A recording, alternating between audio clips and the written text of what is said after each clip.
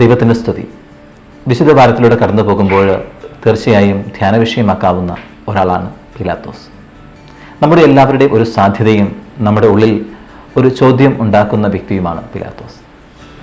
ക്രിസ്തുവിനെ വേണോ ബറാബാസിനെ വേണോ? പീലാത്തോസ് നേരിട്ട ഏറ്റവും വലിയ ചോദ്യം അതായിരുന്നു.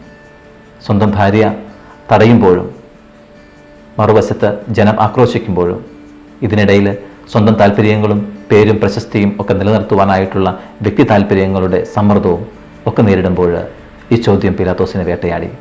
ഞാൻ ക്രിസ്തുവിനെ തിരഞ്ഞെടുക്കണമോ അതോ ബറാബാസിനെ തിരഞ്ഞെടുക്കണമോ? ഈശോയിൽ പ്രിയമുള്ളവരെ, ജീവിതത്തിൽ ഓരോ ദിവസവും ഓരോ നിമിഷവും നമ്മൾ ഈ ചോദ്യത്തിലൂടെ കടന്നു പോകുന്നുണ്ട്. ഓരോ നന്മ പ്രവർത്തിക്കും തിന്മ പ്രവർത്തിക്കും മുൻപും നമ്മളെ ഈ ചോദ്യം വേട്ടയാടുക തന്നെ ചെയ്യും.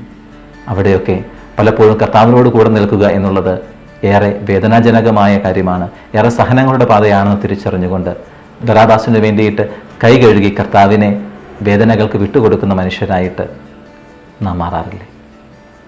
ആത്മവിചിന്തനം ചെയ്യാം ഈ വെള്ളിയാഴ്ചയിൽ.